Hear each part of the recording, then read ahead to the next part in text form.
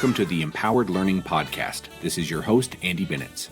On today's episode, we welcome Kelsey Elizabeth Matthews. Kelsey is an amazing and inspiring young powerhouse that has accomplished more in her brief 25 years than some have in their entire lifetime. The recent TEDx speaker and new founder and CEO of Phoenix Rising Coaching and Consulting is a passionate advocate for change, specifically in the area of institutional abuse. Welcome, Kelsey. Good morning, Kelsey. How are you? Good morning. I'm well. Thank you so much for having me. Oh, it's my pleasure. It's my pleasure. Oh my gosh, we only met like a week or so ago, but we hit it off right from the beginning, and it has been kind of a fast track to get you on the podcast as quickly as possible.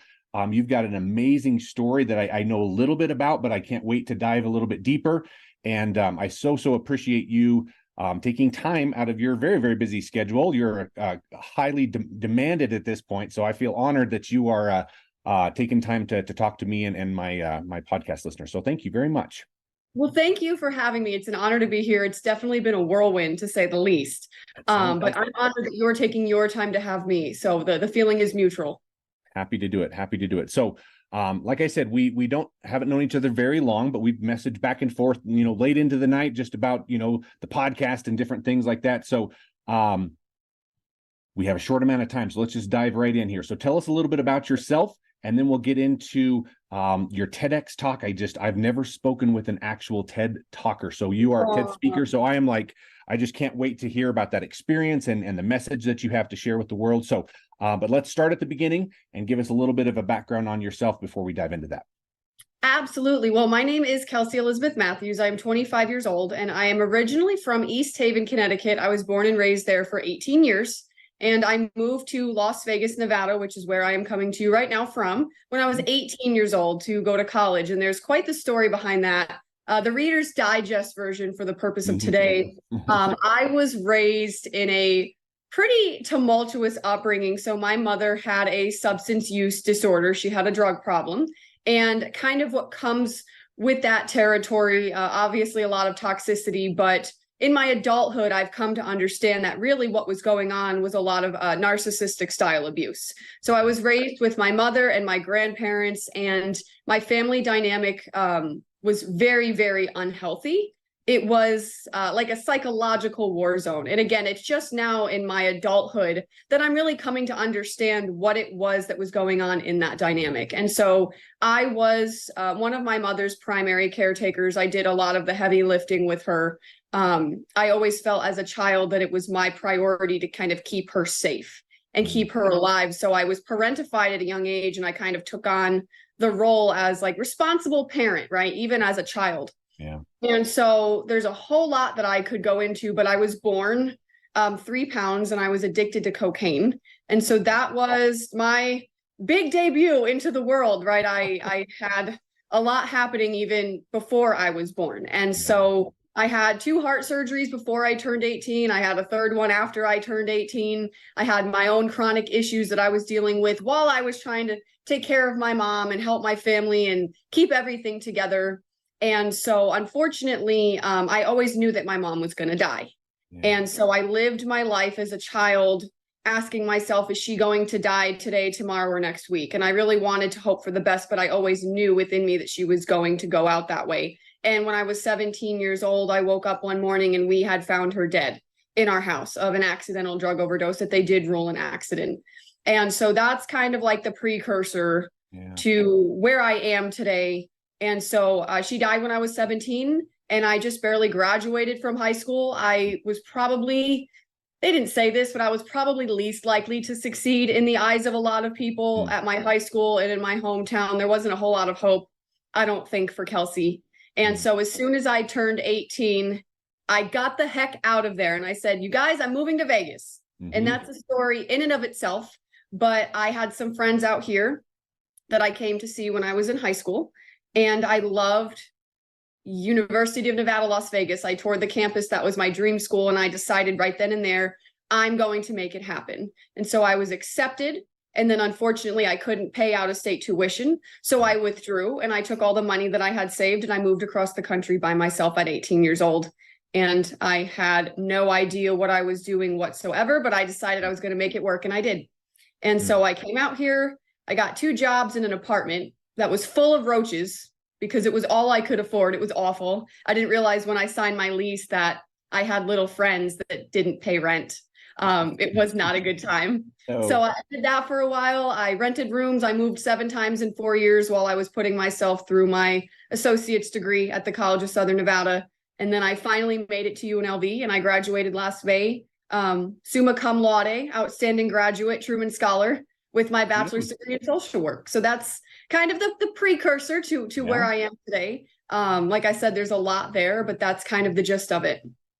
Well, kudos does not begin to touch on the amount of laurels that you should get for getting to this point. And like you said, this is just the precursor of everything that has happened thus far, and between graduating and now, I think is another whole life story. So yeah, before we get into that, just and I don't want to dig too deep here, but I mean, just, and I'm sure that you're still dealing with this, and I know your heart, even though we've only known each other for a short amount of time, your desire is to help people, women maybe specifically, to overcome some of these just tragic and unfair. That doesn't even scratch the surface of how terrible some of those circumstances are. But the fact that you were forced into this role of having to be the parent and having to take care of them, and knowing, like you said, in the back of your head that she probably wasn't going to make it, but because of her choices, I cannot imagine the mind screw, for lack of a better term, that would have on a young kid. So, man, I mean, I don't even know what to say to that. Just, it's amazing that you have overcome all of that and are here with me today, with your life ahead of you. And I know that you're going to do amazing things. So, thank you for sharing that with us. And kudos to you for picking yourself up out of the ashes. I know that, we were talking last night about kind of your tagline, right, for your new thing, this whole idea of like a phoenix rising. I think you embody that message and that reality. So, wow. Amazing stuff. Thank you so much for sharing. Mind screwery is a great term. Yeah, probably those know that that could have gone another way, but we're Christians here, so we don't go that route. Oh, I love it. So again, and we said this right before we hopped on, like we could probably spend 3 or 4 hours talking about this, but just as a way to kind of introduce the world, my little world anyways, to Kelsey, because I know you've got a lot of people that are listening to you already. I guess pick it up where you left off.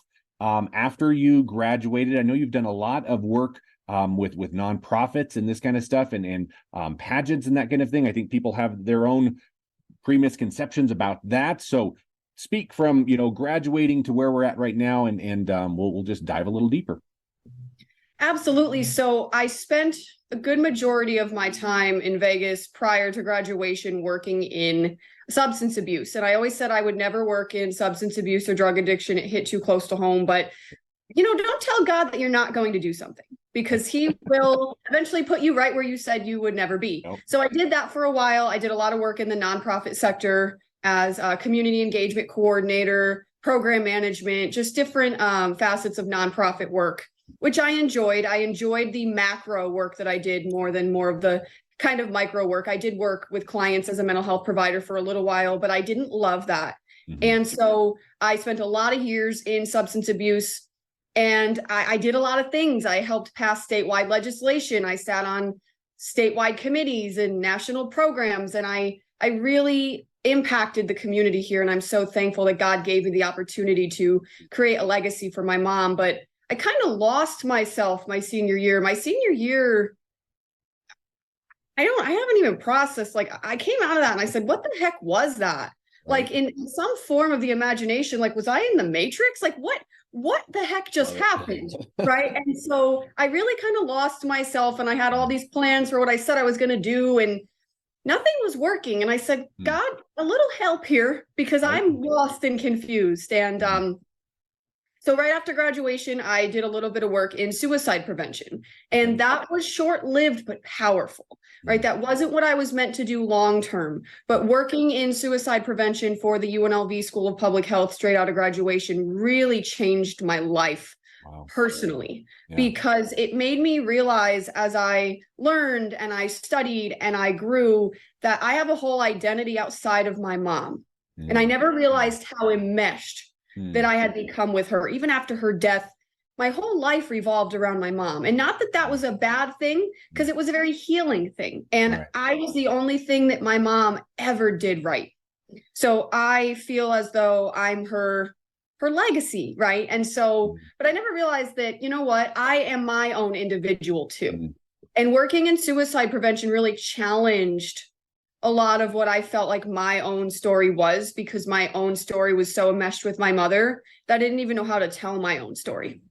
And so I went to Washington, D.C. for the American Foundation for Suicide Prevention's Advocacy Forum, and I did lobbying on Capitol Hill for mental health related legislation on the federal level. And I had to tell my story to the congressmen and the legislators. I didn't know how to tell my story because I only ever told my mom's and my story in relationship to her. So that was a really powerful, pivotal time in my life where I learned and I started to step into my own identity. And like I said, that was short-lived. That was my first 6 months out of college. It was great. But I've really now, after all of the mass chaos over the last year of 2023, I really feel like I've stepped into my calling. And so I ended up recently giving a TED Talk, which has been a dream of mine my entire life. I gave TEDx talk at UNLV. So it was TEDx UNLV. And it was actually on leadership and servant leadership and the idea of love as a requirement and a link to being able to lead well.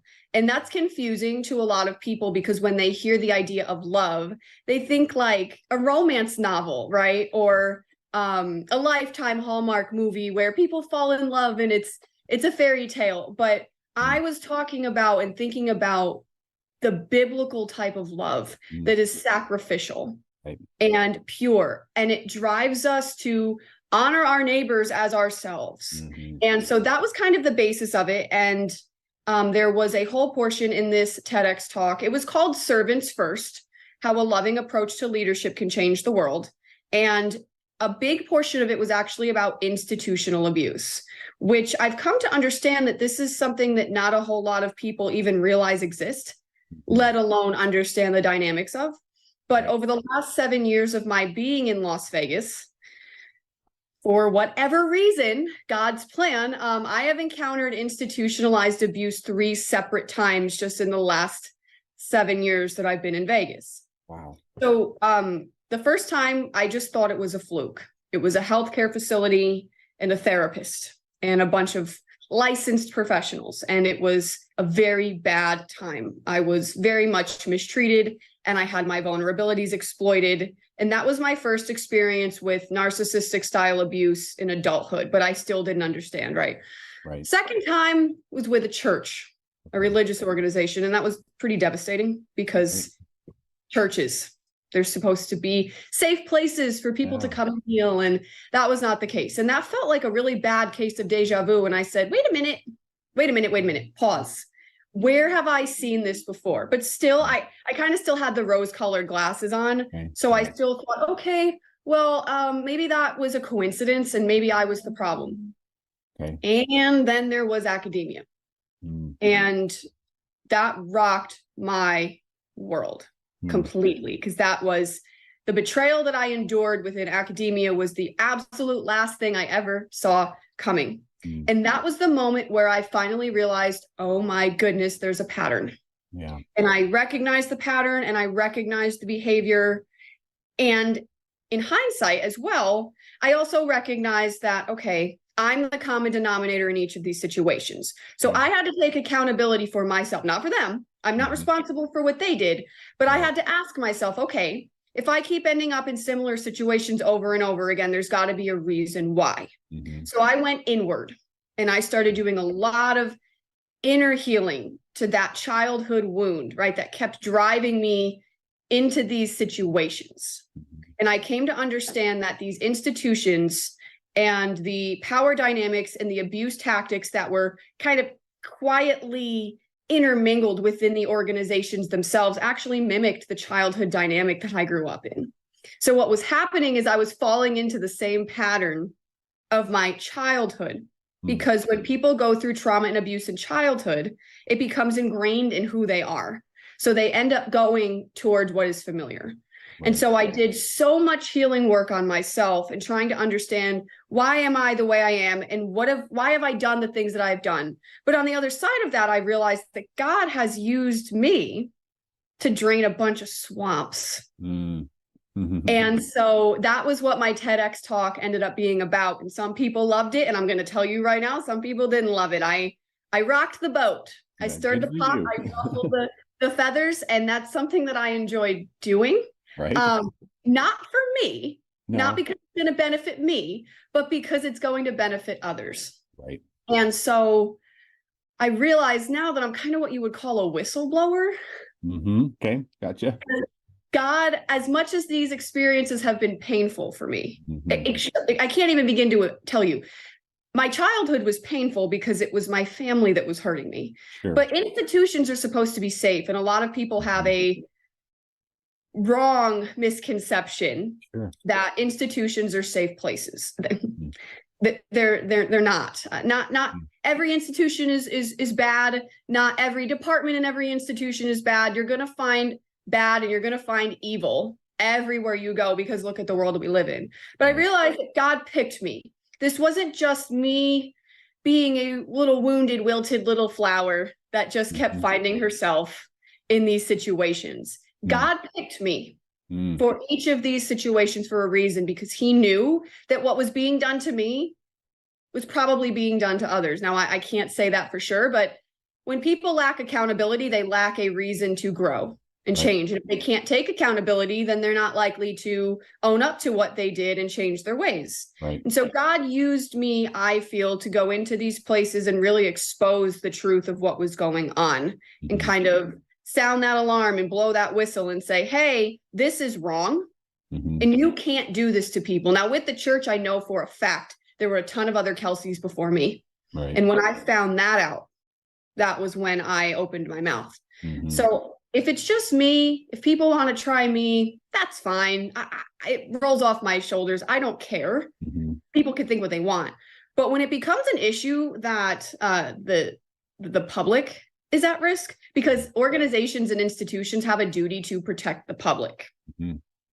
When you look at academia, for example, professors and deans, and they don't, I mean, it just blows my mind because they work for me. I don't work for them, right? My tuition went toward their salaries. Their students are not show ponies that they can just parade around and make themselves look good while exploiting their vulnerabilities. And when you get a degree, you pay a lot of money for that. And that's not supposed to include being traumatized and humiliated and abused and disrespected. And so every single time I have risen up, that Phoenix in me has arisen in these situations, it wasn't for me. Good for you. Everybody else that was potentially at risk in those situations. And I think that's kind of what I mean, there's so many things that we could kind of chat about, but I think that's probably the thing that is just jumping out to me as again, someone that's new. I love conversations just like this, because I'm sure you've had this conversation with other people that are aware of the situation, and it hits different, but a new audience and all of the people that are watching this and on the podcast, this is the first they've heard of this. And my mind jumps to the fact that, to your point, you said there were other Kelseys before me. How likely is it that they had the courage and the wherewithal and the tools and the God-given abilities? I mean, if we're being honest here, to be able to step up and explain those in a way that can cause some changes, right? It's you hate to say it, but sometimes just raising your hand is not enough. Sometimes there has to be a long, arduous, difficult, painful process to get these changed. And you need to have a specific skill set and to be brave enough to stand up and say, no, this is not all right. And I'm going to go through hell to let everybody know that this has happened, but we want it to change. So kudos to you for stepping up for those people that maybe knew that this was wrong, but didn't have either the bravery or the courage or just the stuff inside them to be able to do that. Yeah, and I know that in the church instance, a lot of people tried. And part of that process for me is having to accept that sometimes the change won't occur. And that's not, it's not my job to fix it or change it. It's my job to speak the truth. It's my job to say, this was my experience and this was wrong. And whether or not the organization actually takes the steps to fix it is not up to me. That's up to God, right? Because at the end of the day, I'm not the one, I'm not Holy Spirit, right? I can't change people. I can't fix people. I can plant seeds, but at the end of it, it's up to God to water those seeds. And that's kind of one of the lessons that I've learned through the last 3 encounters that I've had here in Vegas, is that you can lead a horse to water, but you can't make it drink. And I've had to learn how to kind of refine my approach. And because a lot of the times I kind of just came out swinging, right? They put me in a corner and I came out swinging. Nobody puts baby in a corner. And a lot of times people come up against me and then they thoroughly regret it, because a lot of people think my kindness is weakness and Kelsey's sweet and naive. Nah, wrong one, right? However, I had to refine my approach, because you get further with honey than you do with vinegar. So when you come out swinging, you scare people, especially people that already know that they're guilty. People that are guilty, they know that, so they're already on the defense. So I'm learning how to play the game without playing the game, because the only way to play these people's games is to not play. Right. The only way to win is to not play. But you have to know how to play a little bit without getting people so far on the defense that they don't even want to speak to you. And I've learned that. So I've had to learn through this process. This is the attorney in me, right? This is the future attorney in me that wants to kind of rock boats and ruffle feathers for a living. But there's been a learning curve to these gifts and these abilities that God has given me, and learning how to use them in a way that is humble and respectful and pushing the envelope without sending people running, because they're already running. So the approach is important. And these are skills I've had to learn. They were always there, but I had to go through these experiences to learn how to utilize them well. Right. You've mentioned a number of times, and I think this is probably one of the reasons that you and I hit it off so well, that your faith throughout this whole process has been an anchor, I guess is the best way to say that, throughout this whole process. And I want to just talk to that a little bit, because I think you hear often of like, I won't go to the church because it's full of hypocrites, or to your point, even a more dramatic and terrible thing is if there is institutional abuse happening in these places of worship, why would I trust those people? And I have my own set of beliefs on that. We're all broken people. To your point, like, just because someone walks into a church building does not mean they will never hurt somebody or never have their own demons that they're doing. However, to your point, those should be safe spaces, and they're not. So tell me a little bit about your journey of holding on to that core belief of who God is and what he created you for, but also dealing with the fact that people that are quote unquote preaching this are sometimes not living that. I had to get to the point with the church situation that I realized I was kind of a losing battle. Like I did what I could. I said what I needed to say. The pastor did come around at the end, which made me feel good. It took a lot of me making a lot of noise, right? A lot of shutting me down and re-victimization and gaslighting. There was a lot of that. And I started to see it. I want to believe that there's good in people. Like I was naive for a long time, but the pastor did come around. It wasn't it was a rough conversation in the beginning, because I can see him going in and out of what he knows to be right and true and trying to defend himself and his organization. So there was some gaslighting that took place initially, but in the end, he did spend 3 hours on the phone with me, and the conversation ended in a place where he told me, he said, you know what? You have a lot of gifts, and you have the gift of exhortation, of being able to encourage people and inspire people. And so he did end up pouring into me in the end, and I did leave that feeling satisfied. Now, whether or not that's ever going to change, I don't know. But I think that, like I said, there's evil everywhere. But for me, I just got to the point where I don't want to go to a church that I don't feel safe in, and I don't feel safe referring people to. I'm not going to bring people there and put people in that. And the reason that I saw what I saw is because I got so far up in with leadership The issue was coming from the top down, and that's with any institution. Sure. Any issues that happen on the bottom are some way starting at the top, and it trickles down. And that's why the servant leadership approach is so important, because it flips the leadership pyramid to where the big wigs and the CEOs and the leaders and the deans and all these people are actually on the bottom, and the people that they serve fall on the top.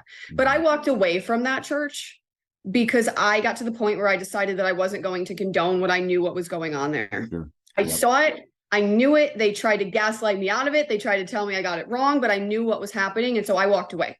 And I did find another church, and I had to heal. And that second church was great. So again, you're going to find in any institution, in any community, in any group, anywhere you go, there's going to be unethical, immoral people. It just is what it is. The Bible talks about it. This is the way the world is. And this is why Jesus came. And I think something that I like to point out, sometimes people tell me, well, you're supposed to respect authority.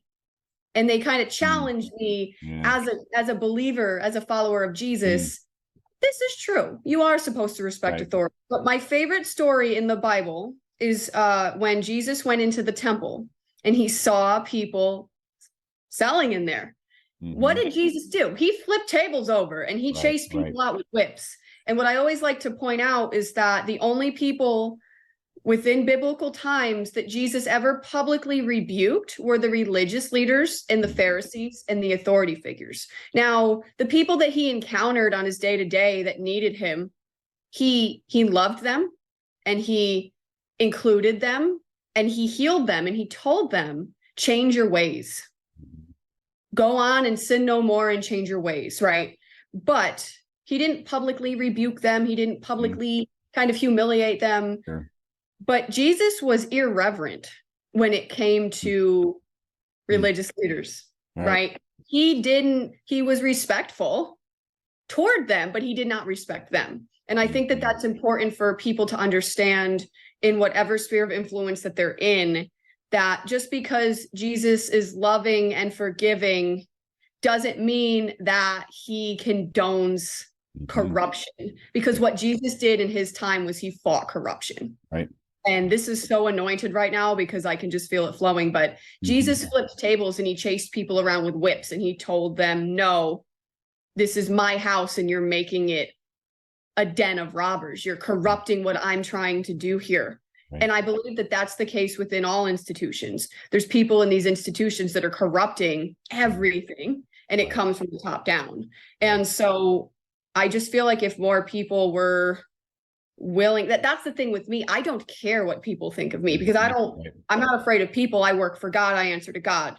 And he's never, not once, protected me when I've gone up against these people, but I'm not afraid to take risks. And I'm not afraid I like eggshells, right? Some people just tiptoe on them. I just crush them because I believe that that's part of what I'm here to do. And I think if more people did that, we would actually see the change that we want, but not enough people. Everybody's afraid to go up against these people, but I'm not. Right. So if we had more of that, it might be different, but. I love it. I love it. Firecracker, man. I tell you what, this is good stuff. And now a brief commercial from today's sponsor. Hey guys, Andy Bennett's owner and president of Interactive Learning. Our awesome little company has been around for close to 20 years now, and our core purpose and mission is to empower the future of education with innovative solutions through engaging technologies and leadership programs. We are blessed to work with a wide range of markets, including K-12, trades, corporate, and government. Interactive Learning is also proud to serve our nation's JROTC programs with over 3,000 units and 500,000 cadets. For our podcast listeners today, we have a special offer just for you. It's called our Class Tech Discovery Session. This is incredibly helpful for teachers, administrators, tech personnel, really anybody involved in helping students learn with technology. Here's what you get with the Class Tech Discovery Session. It starts with a short Zoom call. We'll talk about your class needs, your wants, desires, really your class wish list of ed tech. Then we'll touch on your timelines and budgets, plus any constraints that your district might be facing. Next, we'll look at new tech and new solutions, the latest and greatest out there that might be applicable to you and your district. And if you're interested, we'll even demonstrate these crazy cool, cutting-edge technologies just for you. Finally, we'll give you an idea of costs and professional development and how we and our team will support you moving forward. Again, that is Interactive Learning's Class Tech Discovery Session. Request your session now by texting Discovery to 970-739-2229 or emailing Discovery to andy@intlrn.com. Request your school's highly informative Class Tech Discovery Session today. And now, back to the Empowered Learning Podcast. So I'm trying to think. There's just so many things that we could chat about. While we're on the religious subject, you are now an ordained chaplain. Tell me a little bit about that. But I do want to get back to your TEDx talk and just dive into that a little bit deeper. But tell me a little bit about the ordained chaplain. That's pretty impressive as a 25-year-old. Yeah, so Nevada is amazing when it comes to a lot of different resources. I know they call Vegas Sin City, but we like to call Vegas Grace City. There's so many great churches here. There's so much amazing stuff happening here in Vegas. And I am moving back to Connecticut in 16 days, which is frightening because I have stuff everywhere in my house look like exploded with boxes and things. But I love to love people, right? That's one of my favorite things to do. I believe it's one of my superpowers, and it's one that I've had to learn how to use because that love and that care and that loyalty that I have for people has been exploited pretty bad, right? So I've had to learn how to use that. But really, chaplains, when you think about what they do, they are boots on the ground, and that's the Chaplaincy Nevada here, Message of Faith Ministry. That's our kind of slogan is boots on the ground. And chaplains take the love of Jesus outside the four walls of the church to people for reasons that we've discussed may never go into church. And I did that when I decided to go through the chaplaincy program here in Nevada. I did it because I do love to love people. And I felt like that would help me have an additional way to be able to do that and give me some more skills and tools and resources. So I did go through that program, and I was ordained in November of 2022. And it's actually funny because it was after that when my entire life started crumbling because I ticked off the devil. Right. So I've spent a long time this last year and a half really fighting off spiritual battles that are coming from left and right because I stepped into something that he didn't want me in, let alone going up into hierarchies of institutions and calling people out and leaving them stunned at the end, right? Yeah, right. But I did that because I wanted a further ability to be able to love people. And so I went through a lot of classes with them, and it's been a very fulfilling and rewarding experience. I've worked with the Las Vegas Metropolitan Police Department. We have a group here called RECAP, which is called Rebuilding Every City Around Peace, which is actually a national initiative that LVMPD adopted. And I've gone out on calls with the police department following tragic events, shootings, homicides, suicides, just tragedies that have hit our community. And I've had the opportunity to go out with our team of chaplains in our police department and knock doors and pray for people in the communities that have been affected and just let them know that we care about you and we came out for you. And it helps to build that bridge and fill that gap between the community and law enforcement because, law enforcement has a tough job to do. And there have been some things that have created a lack of trust with law enforcement. So we go out as spiritual first responders, as chaplains, and we let the community know that we care about them. We provide them resources. So that's one thing I've gotten to do as a chaplain, which I've loved.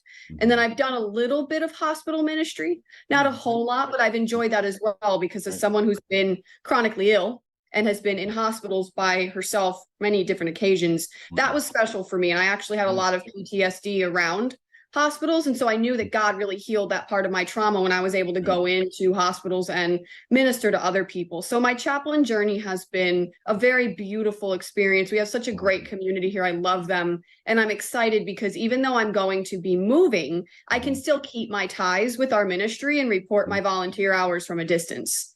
And so we actually just published a book. The chaplaincy publishes books. It was called Grace Is, Compelling Parables from Las Vegas Chaplains. And I was a co-author and a co-contributor on that book, which is now an Amazon bestseller. And so I got to write a story about my experience with God's grace and how grace is a gift that really keeps on giving because it was gifted to us freely by Jesus on the cross. And we can continue to pass that on if we show grace to others. So those are some of the things that I've gotten to do with the chaplaincy. That's amazing. That's so cool. Like I'm glad. Oops, I'm glad we took a second to chat about that. That's wonderful. TEDx. Tell me all about it. How does that process? I mean, it was so fun because that's kind of leading up to your actual, recording, the live event. That's kind of where we first met each other, was like right before the event, and I saw the fun lead up and the night before, the dress rehearsal, and I mean, I could just feel your energy from 8 hours away, that it was something, like you said, that you've been a life goal, and you got this accomplished at 25. I'm 40 something, and I've never done anything that cool. So that's so cool. So tell us about the TEDx experience. What's your mission? What's your message was all about, and Yes. Are you going to do another one? I would do another one in a second. I loved it. Do it. When I was younger, I always used to joke with people. Anytime I would say something significant or long-winded, I would say, "Thanks for coming to my TED Talk." I love it. There you go. And that was always kind of a joke that I made, but I always said I wanted to give a TED Talk. And this was not how I anticipated it going. I always thought, "Oh, talk about substance abuse or whatever." Right. But God really positioned all of this in my favor. And there's a lot of unhappy people right now with me. Wow. I really rocked the boat with this. I pushed the envelope as far as I could, and I did that on purpose. And so when I still worked for UNLV, which was a great experience, by the way, I'm a rebel through and through. I'm on their board of directors for the Alumni Association. I love UNLV, and I will always be a supporter of UNLV. And working for the School of Public Health was great. And so, but when I still worked there, I saw an announcement that TEDx UNLV was looking for speakers for 2024. Okay. And I was like, oh my goodness, I'm going to do it. And so back in October, I wrote an article, and it was just on Medium. It was just, I have like 11 followers on Medium. It's really not that big of a deal, but I wrote it. If you've ever heard of like the dark night of the soul, when you think about that idea, of what you might call like a spiritual awakening in some sense. Okay, yeah. But in the book of Ecclesiastes, Solomon talks about how the more wise you become, the more depressed you become, because you start to wake up to everything that is happening around you, and you start to see the world for what it is, for greed and corruption and selfishness. And that was kind of the place that I was in. I was so depressed because I couldn't believe what I was seeing with the one department at the university. I couldn't even believe what I was seeing. And then I was going back from the university to the church, and the church to the healthcare facility. And it's like, wait a minute, this wasn't a freak incident. Like people like this really exist. And I was writing, and I remember writing in there, can I really be the change that I want to see in the world? Or is that, am I naive? Is this just wishful? So I wrote that, and it was anointed, and I knew it was, and I knew that I was going to do something with it. I read it to my grandmother, and she was like, You wrote that? And I was like, yeah, I did. And so I ended up taking that talk and toning it down a little bit. I had to heal a little bit, but I took that article and I flipped it from I'm enraged, I'm outraged by what I've seen. And I turned it more into, what if we love people? And throughout this whole time, God started speaking to me, and I just started writing different things in different places. And there was something that I had written one day about a person's ability to be a truly effective leader is directly linked to their ability and their capacity to love others. Wow. And when that is not present, it is unsustainable and sometimes flat out dangerous. And those were my words. Wow. And I made a little quote from myself, and I posted it, and I knew I was onto something. And so I ended up taking all of that, and I applied to be a speaker. And what's funny is that my proposal actually got stuck in my outbox. So I submitted it late, and I remember saying to the organizer, "Hi, I'm so sorry. I thought you got this. Please accept it. Like, please just look at what I have to say. I'm so sorry it was late." And they accepted it, and I still didn't think that they were going to pick me. Wow. right? Because I am like talking about institutional abuse and all these things. And here I am at an institution, and actually TEDx UNLV picked me. So Yeah, there were 158 proposals. They picked 24 and mine was one of them. So I had literally a week and a half at most to write a transcript and create slides. And I was scrambling because I didn't know how long I had. I didn't know it was too long, and I don't want to say this. And I work for the institution, so I got to watch myself and all of that fun stuff. And so I submitted the proposal. I did the slides, and I ended up being assigned a coach. And within that time, I no longer work for the institution. So God used that in my favor as well, because I said, I don't really have anything to protect anymore. So I'm just going to tell the truth, and I'm going to share my story. Kind of going out swinging. Listen, I try to tell people that I don't play. I try to tell people, right? I'm very, very sweet, but I also am straight to the point, and I will call things like I see it. And I try to, I woke up one morning and my mom was dead. I went to bed one night and she never woke up. So I'm the type of person that will bend over backwards to make peace. I want peace with people. I want everybody to get along. I want to be on good terms with people because life is short. However, if I try and I try and I try and I try and you continue to exploit that, and then you pull some shady stuff on me, I will pull back I'll pull back on you, and I will leave you to the consequences of your actions, because I was chasing people around with a life preserver saying, let me help you, please. I can see that this is going to end poorly for you, and I love you, and I care about you, and please, don't sell your soul to that place. You're going to hurt yourself. They didn't believe me. So I washed my hands, and I went in, worked with my coach, and she loved it. She was incredible. And I fulfilled that dream. And part of the TED Talk was about how these institutions, when they're in the wrong and they can no longer get what they want from you, they exploit your gifts and your vulnerabilities, right? But then they throw you away and they do the discard, which is a part of that abuse cycle, is when people just discard you. So I wrote in the article about people that threw me away like garbage. I'm so sorry to interrupt you. Can I get I have so many notes to take here. What was the name of the article? Because I want to make sure everybody has access to that as well. What is the name of it again? Absolutely. And I can link that to you as well. Absolutely. We'll put that in the link. A call to action for institutional leaders. When did abuse become normal and integrity a lost virtue? Okay. Call to action for institutional, what was it again? Institutional leaders. And then the follow-up was, when did abuse become normal and integrity a lost virtue? Because I couldn't believe the lack of integrity that I saw people functioning as high up leaders. Got it. I needed more space. Integrity. Okay. I'll link that to you as well. I think I said everything, but I didn't link that. So gotcha. Anyway, I wrote this, and I wrote in there about how they threw me away like garbage. They took what they wanted from me. They exploited me. They paraded me around like a show pony. They took credit for my success. And then I posed a threat, and they couldn't control me anymore. So they threw me away like garbage, and they devalued me before discarding me like a crumpled up piece of yesterday's newspaper. Not valuable anymore. You're yesterday's news. We can't take from you anymore. We can't fool you anymore. You found us out, so go away. And we will use law enforcement against you to try to discredit you and do shady things that shady people do, right? So I had someone in my life who was helping me with the transcript, and she said, it would be great. What if you brought newspaper and you crumpled it up? And I said, I like where you're going with this. So I showed up at TEDx UNLV with not just newspaper, but a whole trash can. And I used that as a prop because I wanted my audience to understand.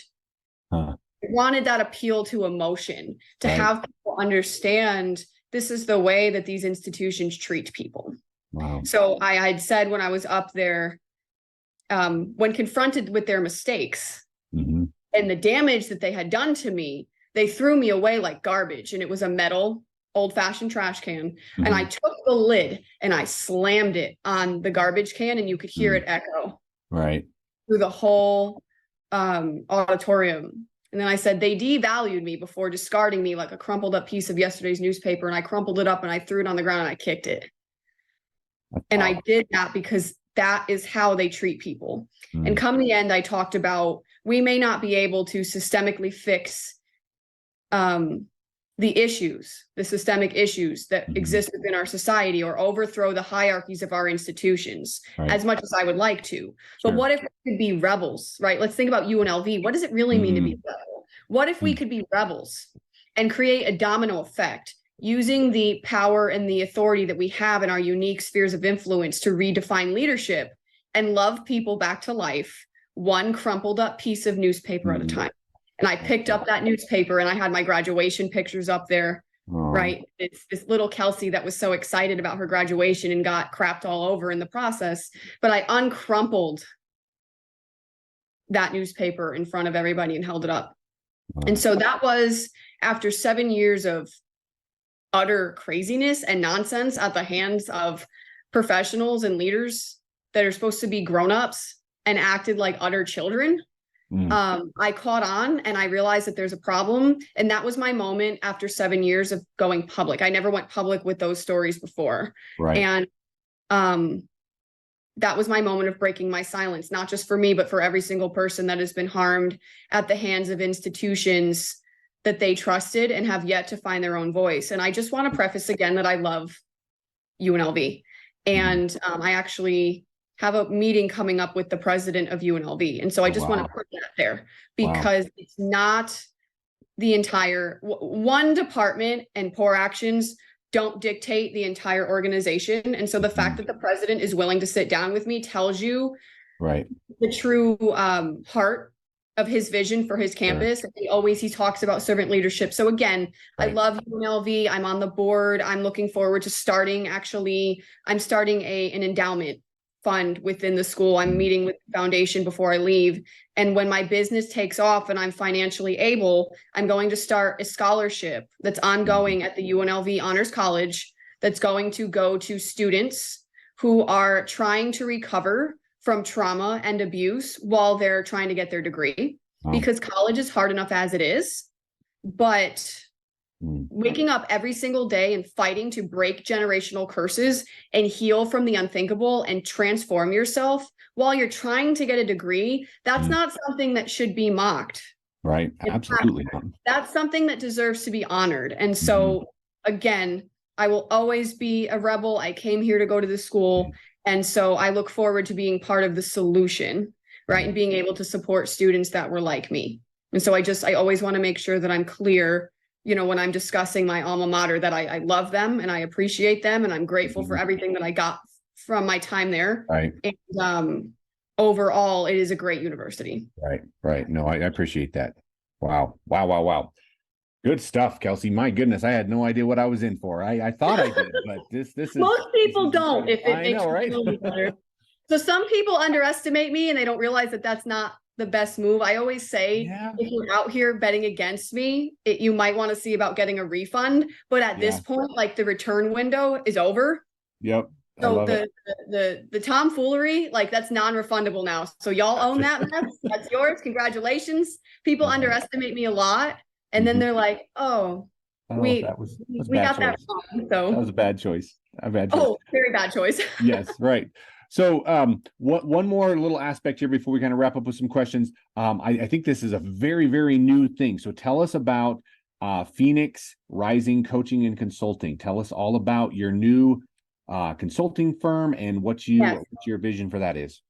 Absolutely. So again, I've had quite a bit of professional experience for someone my age, worked for nonprofits. Nonprofits are difficult. Every time I've worked for a nonprofit, they have overpromised and underdelivered. And that's not exactly their fault, because nonprofits are hard to sustain, right? And so, but I've also worked under people with very poor leadership skills, people that didn't really know how to lead, let alone kind of run an organization. Right. And I tried my best to help those people, but Kelsey knew nothing, right? I know nothing, Kelsey. So I eventually just fell back and kind of did the quiet quitting thing, where I just let them do whatever they want. And make their own decisions. And I did what I was told, and I got real quiet, and I stopped trying to give input because my feedback wasn't welcome. So when I got out of that situation, I was like, you know what? I can do a better job myself. So I decided that I wanted to do my own thing. Gotcha. And I didn't really know what that was going to look like, but the idea of the phoenix, right? And the phoenix that rises from the ashes of its own demise and is reborn. And there's so many things I could say about that, connections that I can make biblically, right, to that. But there's that scripture in Isaiah that talks about God gives us beauty for ashes. And so when I think of the phoenix, I think of this warrior spirit, right, that kind of goes through this death and rebirth of itself and then rises again. And it's this symbol of hope and renewal and strength. And I liked that. And I started to kind of see myself as that phoenix as I've taken my power back. And so I had that idea, and I didn't really know which direction to go in. And I worked with some amazing coaches and people that I consulted on different ideas. And I decided that I wanted to go with, I've taken myself with the help of God, right, from victim to victor, right? Many years I had this victim mentality of why is this happening to me? But mindset is everything. And I have this innate ability somehow with every negative thing that I go to switch my mindset and say, okay, this happened to me. How can I grow from it? How can I learn from it? And how can I benefit others from it? Right.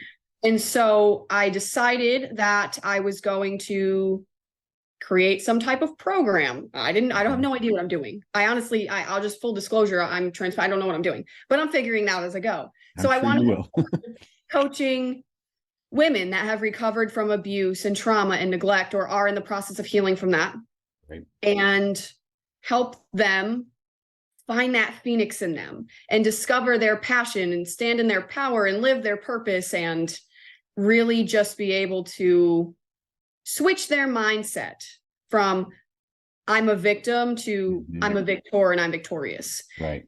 And I ended up enrolling in the Maxwell Leadership Program. Anyone that's familiar with John Maxwell, he's one of the biggest names in leadership to ever exist. And they have an amazing certification program that comes with so many benefits. And so I invested in myself, and I put a pretty penny deposit down on that program because I met with a team member there, and I told him my passion about servant leadership and raising up healthy leaders, and how we're at this pivotal time in our society where the people that are in leadership right now are getting up there in age, and eventually they're going to retire. It's going to be left to the younger generation. So the way that we lead and train leaders right now is important. Absolutely. So I enrolled in John Maxwell, and I just hit the ground running, and I now have access and license to all of that curriculum. John Maxwell is a wealth of knowledge. So I'm working with personal coaches there, business coaches. I'm going through speaking training, and eventually I will be Maxwell certified in speaking, coaching, training, consulting, sales. It's this amazing lifelong investment. Wonderful. And so I did that, and I'm using that to kind of help me start the business. And so I'm going to start with doing some mindset groups and growth groups based on the Maxwell material to kind of build my credibility and my visibility, and start to kind of profit on that while I'm in the process of making my own programs. Gotcha. And so I have two programs that I really want to create on my own, which is the Phoenix Rising Mindset Mastery Coaching Program. But I want to take my idea of servants first out of the TED Talk, and I want to create a servants first leadership training program that primarily I'll work with anybody, because I think that raising up young leaders is just as important as training current ones.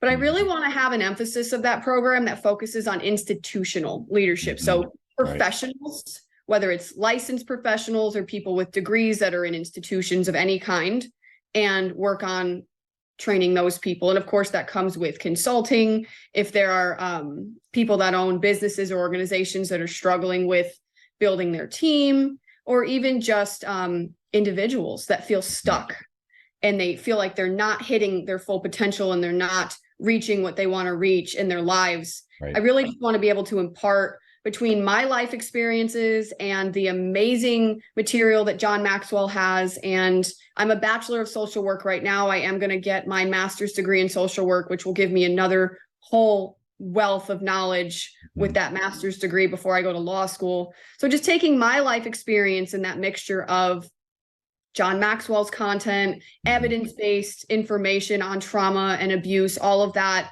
information and knowledge that I've gained on abuse tactics and power dynamics, as well as a faith-based approach, for people that are interested, to help people overcome things that are keeping them stuck and grow and learn from the tragedies that they have faced in their lives, to be able to really step out in their purpose and walk in their power and reach that potential, but also helping people with the leadership skills that they need to be able to also raise effective leaders, because it is a domino effect.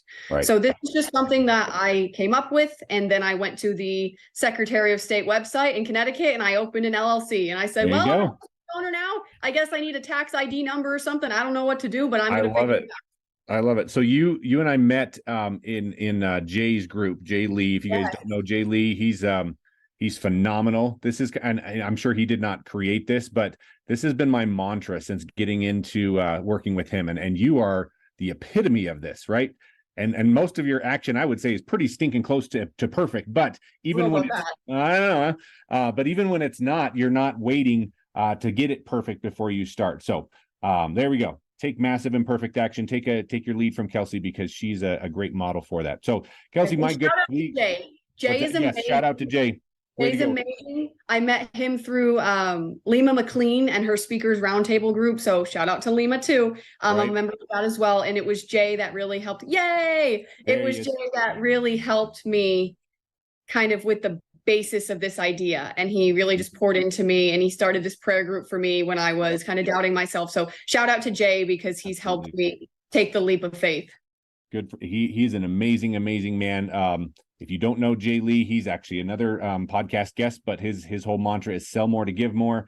An amazing story. So check that one out as well. Kelsey, I wish we had more time, but we are probably pushing an hour at this point. And so we're going to dive into our three key questions. Before we get into that, though, if you would allow me to kind of not keep tabs, that sounds weird. If we could stay in touch and maybe have you come back, because I think in a month, you're going to probably have another whole episode that we could talk about. So if you wouldn't mind coming back and sharing the next chapter in your story, we would love that. Yes, absolutely. Awesome. Thank you so much. So for right now, though, our three key questions for all of our empowered learning guests, we're going to start with number one. Who is the leader, Kelsey, that you most admire and try to emulate? So I have two that I'll name briefly. One of them is President Keith Whitfield of the University of Nevada, Las Vegas. He is such a down-to-earth, amazing human being.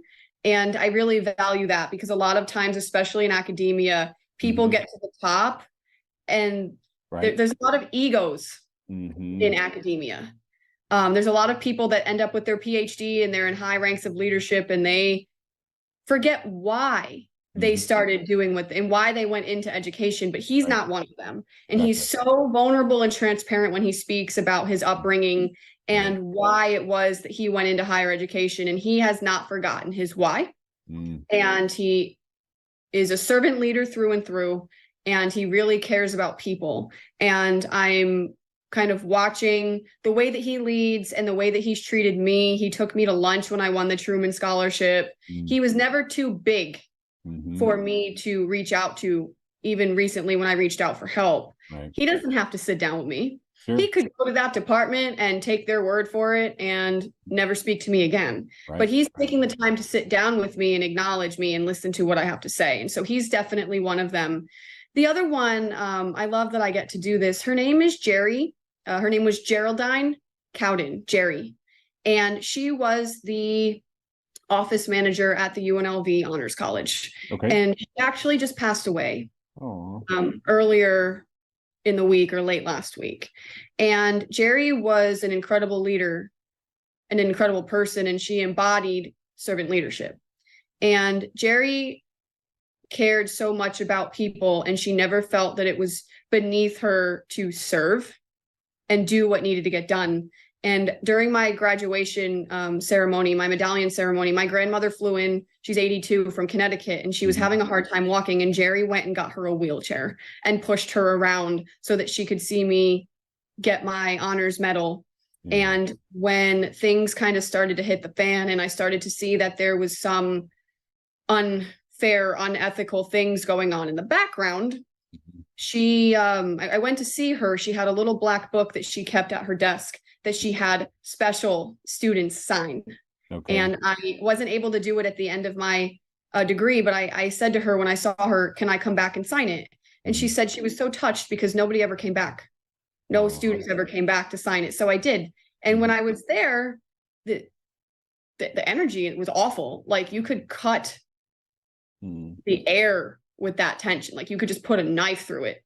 And she walked me out and she said, what the heck is going on? Yeah. And I said, I wish I knew. I was hoping you could tell me. And I started crying. Yeah. And I said, I don't understand. And she said, I want you to know that they're not coming to help you. So you need to do what you can do to move forward. And she told me, she said, you're better than this and you're better than them. And she said, and I don't want you to let this hurt your mental health. And she said, you know what? I want to see you outside of here. She took me to lunch and she spent time with me and she talked with me about my future. When everybody else turned a blind eye to me and I needed help and the bystanders wouldn't give me the time of day and nobody wanted to get involved and everybody turned on me because from the outside looking in, I was in a rough spot and they couldn't see that potential. It didn't look like much. Sure. She saw who I was as a human being. And she saw the potential that she knew was buried and she knew that something was going on and that it wasn't right. And she valued me enough to tell me that I am an incredible, intelligent, kind human being that has so much to offer and not to let them drag me down because I have a future ahead of me. And she said, it was always so great to see me. And she made a joke and she said, when you give your first TED Talk, I'll read what you wrote in my book. And she never got to read it because she died right before my TED Talk. So when I start my honors college scholarship, it's likely going to be the Phoenix Rising Scholarship Fund in memory of Jerry Cowden. Wow. Because she was the only person there that never gave up on me, even when I didn't really seem like a good investment. So those are my two, both from UNLV. So what does that tell you? Exactly. Exactly. Wow. That is powerful. That touched my heart. Choking back tears. That's amazing. I'm hoping that Jerry has some family members that you can share this with, because that would mean a lot to them, I'm sure, in this tough time. Kelsey, question number 2, what learning has most impacted you in the last year? This is going to be a tough one. I'm guessing you've had a few. The School of Hard Knocks. There you go. Honestly, my degree is great, but I have learned that you can have a PhD and still not have any idea what the heck you're doing. So education is great. I'm a proponent of higher education. I believe that everyone should have the opportunity to get a degree if they want one, but it's really been my life experience and the healing work that I've gone inward and done between God and I, right? And the wisdom that I've been given through the Holy Spirit and the experience that I've had taught me more than I could have ever learned in a book. Because the things that I've experienced, I mean, when you think about like therapists, for example, when you go to school for therapy or social work, they teach you about ethics. They tell you about the code of ethics and they tell you that you need to follow them. But when you're a student in a classroom and you're reading it in a book, it's really easy to not understand the true capacity as to why you need to follow those, why there are rules in place and boundaries and ethics. Because if you don't follow them, not only can you actually kill someone and deeply damage someone, but you can ruin your entire career. Right. And so I've learned these things the hard way because I've lived them, not because I read them in a book. So definitely the School of Hard Knocks has taught me a thing or two here, but just the experiences that I've had with the wisdom that I have through God, that's been the biggest asset to me the last year in my entire life, I would say. Wow. That's amazing. Well, and the nice thing about that is that you don't have to go to college to be able to continue to learn from God and the Spirit. So absolutely, nobody can take that from me, which is great. Right. Things that God gave me so that I can fulfill my purpose. So I love it. I love it. So very intrigued to see how you'll answer this last question here. So you've obviously got a heart for for loving people and servant leadership and all the stuff that we've talked about over the last hour, but how would you empower learning for future generations? Ooh, normally I can just jump right in, but that's such a loaded question. I think we need to lead by example. Okay. I think that people in leadership, when you're in a leadership role and you are managing and mentoring people, they are looking up to you and you are teaching them. And how you lead yourself, how you manage yourself trickles down and they watch you. Right. And I always like to say that you don't have to have some big title or work for a fancy institution to be a leader. We all have the capacity to lead in some way, shape, or form in all of our spheres of influence, because leadership is influence. So wherever you have influence, you can lead. And I think that we need to teach and lead by example and empower the people that we influence to learn from us. Because you can't expect people to do and embody things that you don't. Right. And that's important. And so I think that, again, that domino effect, we can't overthrow the hierarchies of our institutions. They run everything. And the institutions aren't in place for the people. Right. The systems aren't broken. They're functioning exactly how they were intended to. Right. So we may not be able to run in and like single-handedly fix systemic issues. That's not realistic. But what is realistic is starting with us. Each and every one of us waking up every day and deciding that we are going to be intentional with how we interact with people, that we're going to make a conscious decision to love people to the best of our ability and add value everywhere we go. And if we decide that we as individuals want to live that, we will then impart those values and morals and standards onto the people that we are leading and influencing.